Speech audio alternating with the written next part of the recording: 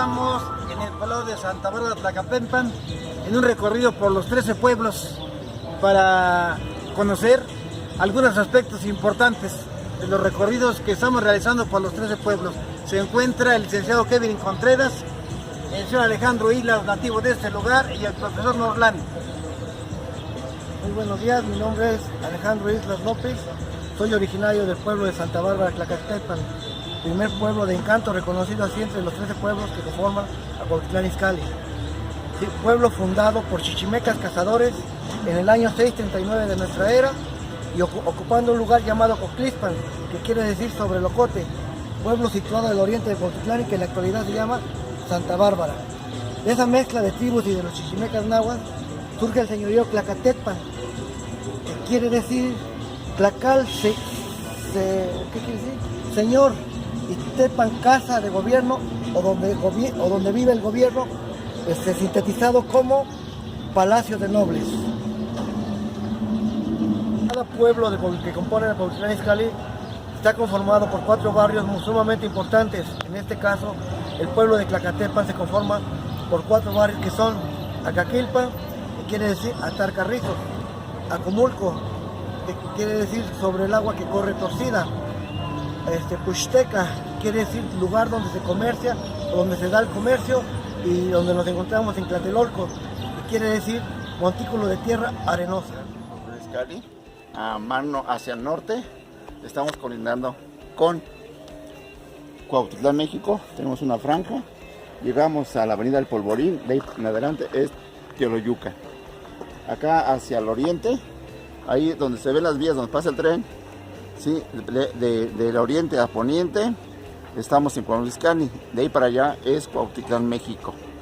Hacia el poniente tenemos lo que es Tepozotlán, ¿sí? Aquí estamos en una cuneta, ¿sí? Que tenemos un declive de aproximadamente de 5 a 6 metros a este punto, de lo que es Puente Grande a esta zona, porque esto se consideraba anteriormente la gran laguna de Zumpango, que comunicaba con el lago de Texcoco, Xochimilco y lo que es Chalco, sí, el gran lago de Tenochtitlan. Esos eran los 4 grandes lagos que se comunicaban por canoa. Aquí Santa Bárbara. Voy a poner ahí abajo, ¿no?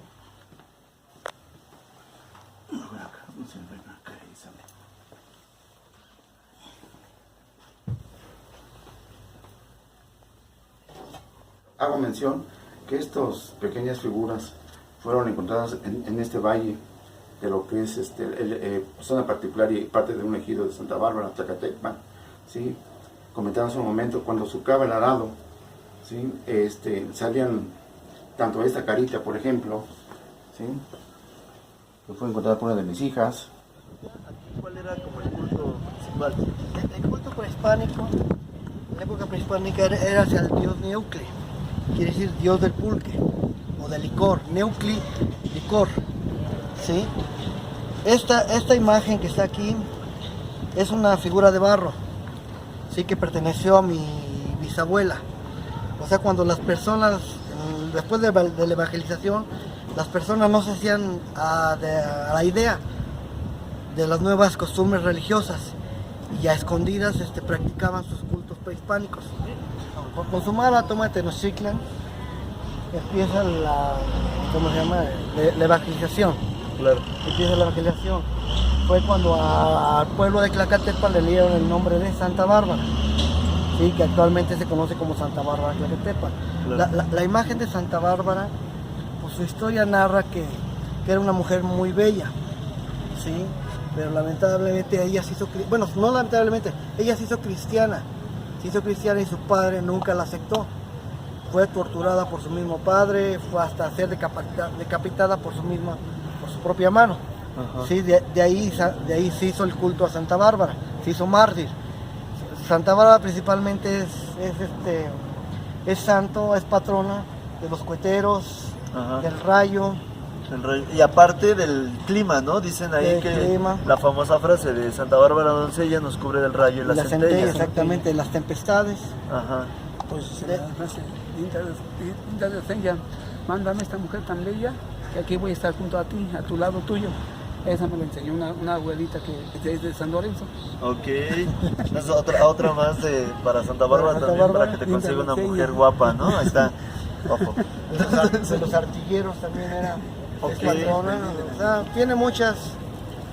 Bueno, muchas patronazgos, ¿no? Muchas Ujú. profesiones a las cuales Se se invoca efectivamente. Ok, bueno, y entonces en el último caso hablábamos también de que, bueno, los santeros, pero los pueblos bantús lo habían adaptado a Santa Bárbara. Pero aquí Santa usted Bárbara. mencionaba también que su bisabuela practicaba entonces el culto. Sí, o sea, mi bisabuela no aceptaba del todo las nuevas costumbres religiosas y por la noche, haz de cuenta, durante el día enterraba a Neucle para que nadie la viera y por la noche le rendía culto, lo sacaba y le rendía culto a Neucle.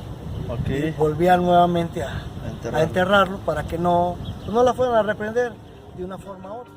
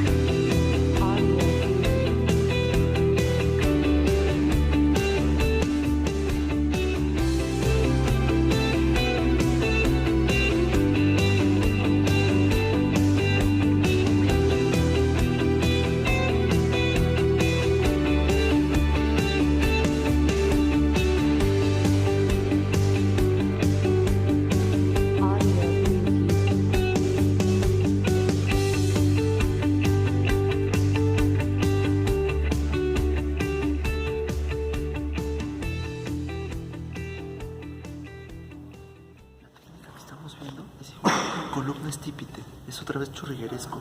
Si bien en los costados estamos viendo salomónico, de este lado es columna estípite, es churrigueresco el retablo. Es un retablo muy similar al retablo de Tepoztlán y muy similar al de San Lorenzo. La columna es la misma. Ahora, ahorita si quieres vamos viendo esta parte de aquí. Hay una parte muy interesante en este retablo que acabo de ver. Tenemos una escena y vemos aquí un personaje que está volteando a ver hacia el frente. Este es un donante, no es alguien que participó históricamente en el suceso al momento de pintarse, sino él probablemente fue uno de los que pagó, por eso aparece mirando hacia el frente, y aparte como en una actitud coqueta, ¿no? Pero es precisamente porque él fue el que donó para pintar este retablo.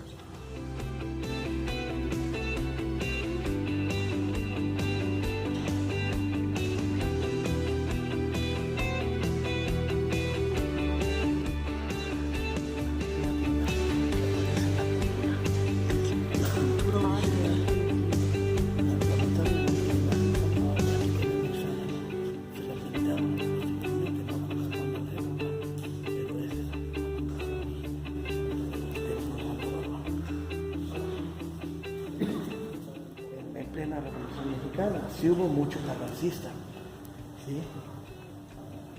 Sí, de hecho recordemos que en Tepoztlán, precisamente durante la Revolución, llegan ellos a dormir allá, en donde está actualmente el Museo Nacional del Virreinato.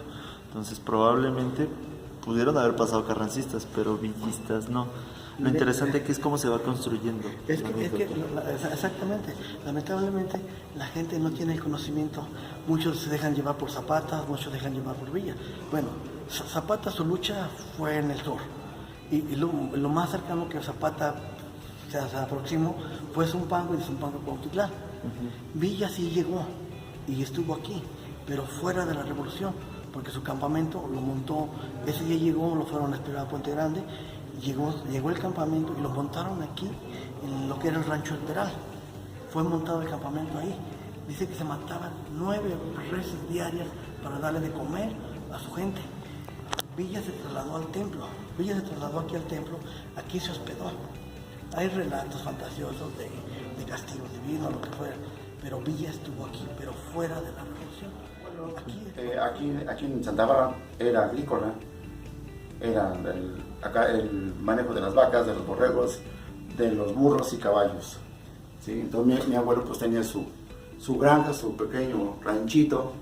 ¿Sí? Entonces él en la época de la revolución, cuando se firman los tratados de Teoloyucan, él se va a la leva y forma parte del grupo de villistas. Lo que mi papá nos contaba es que a mi abuelo lo deportaron a los Estados Unidos por estar en el pelotón de los villistas y fue deportado. Él regresó después de 8 o 10 años a México, se casó con mi abuela, que la conocí en la Ciudad de México, ya Ciudad de México en ese entonces. Mi abuela viene de Milpa Alta y mi abuelo de Santa Bárbara. Recuerdo perfectamente que de aquí de esta casa hacia el oriente está la vía de ferrocarril que viene de la Ciudad de México a Nuevo Laredo, Tamaulipas.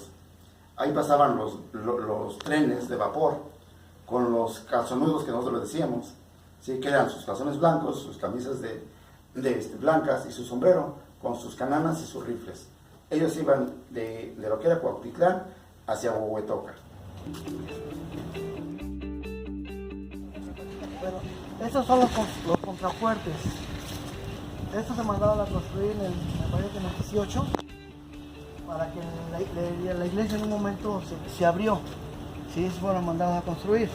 Se pueden observar, tienen algunas fechas, algunos significados ahí. Las placas se aprecian. Todo esto en una época también formó parte de un gran panteón. ¿Sí? Porque bueno, sería un camposanto, ¿no? Precisamente al ser el atrio de una iglesia y sobre todo una iglesia importante. Aquí se manifiesta se ve la placa de una de las tumbas que existió. Al parecer dice la señora Clara Islas, pero Islas la marca con X. ¿Sí? Cuando fue la secularización de los panteones en el año 1950, 67, ajá. Ya. Mediados del siglo XIX, fue cuando se fundó el nuevo panteón que actualmente está. Pero antes esto era el camposanto, esto ¿no? era Tal lo cual. que eran los camposantos, exactamente.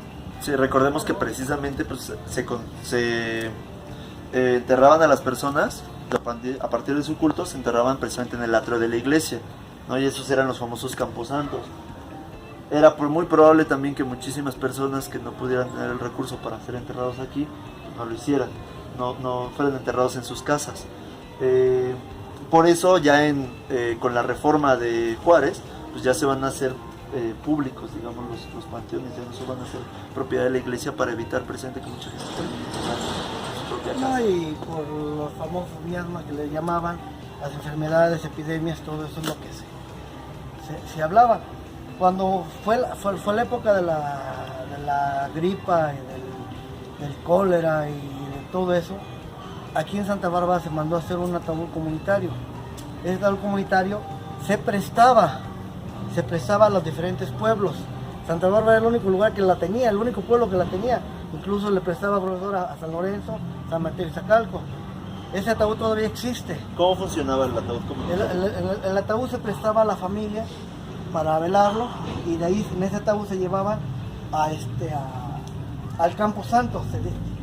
Así se enterraban. En la época de la gripa, en el Campo Santo, incluso en el actual panteón, todavía, ¿cómo le explicaré?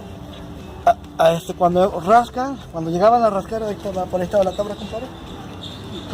Cuando llegaban a rascar alguna cepa para alguna tumba, cuando llegaban para una tumba, encontraban los cuerpos en surcos.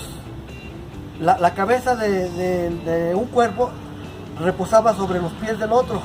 Así eran enterrados. Eran tantas personas que eran tantas las personas que existían. Esta es la taura. No es otra cosa más que una camilla en forma de un rectángulo. ¿Sí? Okay. Esta, bueno, no sé, le pusieron el nombre de taura. En el lenguaje náhuatl, tauca significa caja, cajón, algo así. Y tauca es el canto de algo, que significa no morirá. Okay. Me imagino que de ahí fue el derivado de por qué la taura, porque es el significado de la taura. Posteriormente se cuentan relatos fantasiosos de que esta tiene poderes mágicos, que se levanta, que camina, que la ven en tal lado, pues no es otra cosa más que cuentos fantasiosos. Claro, que no, la eso misma, al fin y al cabo una camilla, ¿no? exactamente, que la misma religión lo hacía con el fin de espantar a la gente y decir que se acercara al culto católico. Ok, y entonces, pero entonces el famoso ataúd comunitario, a ver, se prestaba el ataúd y la persona se envolvía en un petate y literalmente petateaban, ¿no? Lo petateaban. La persona se acostaba aquí, se trasladaba al Campo Santo y Y como tal, en un con petate. un petate y va a la O una fosa. sábana. Y va para la fosa. Ok.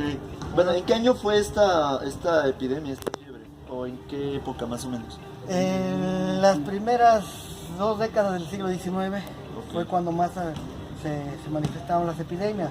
Desde epidemias de gripa, cólera, morbus, plagas de langosta. Ok, entonces sí. Las famosas plagas anteriores a la independencia. Exactamente. Ok, bueno, vamos dando la vuelta para la parte de atrás, don Alex. Sí. Entonces estábamos viendo que también hay unas gárgolas. A mí me llamaron la atención porque, bueno, parecería que pertenecen siempre la gárgola a representaciones muy del gótico y del románico, pero bueno, aquí estamos viendo, están presentes. A mí me llamaron la atención porque, bueno, parecen lugares como para resistir en caso de una invasión, y más que si se encuentran en la parte de atrás. Y lo estamos viendo en esta iglesia que, bueno, ya habíamos dicho, era franciscana. Y nos comentaba también usted algo sobre el atrio. A ver, cuéntenos, ¿qué pasó con eso del atrio? El atrio ya no existe. El atrio fue demolido en 1982 por cuestiones de remodelación. Cuando el atrio fue demolido, llegó un comunicado de la UNESCO como patrimonio cultural, único atrio de magnitudes y espesores. Lamentablemente es un patrimonio que perdimos. En la parte de la espalda de la iglesia se encontraba un relieve dedicado al Santísimo Sacramento, igual que en el costado izquierdo de la iglesia se encontraba un escudo franciscano. Lamentablemente, a mediados del siglo XIX fueron partidos por mitad para meter los contrafuertes que se encuentran. Ok, entonces estamos viendo también que aún con el paso del tiempo, pues cómo se va perdiendo, digamos, esta parte de los patrimonios. Y comentaba el señor que tenemos que la magnitud de toda la iglesia era muchísimo mayor a la magnitud que hay ahorita del espacio, ¿no?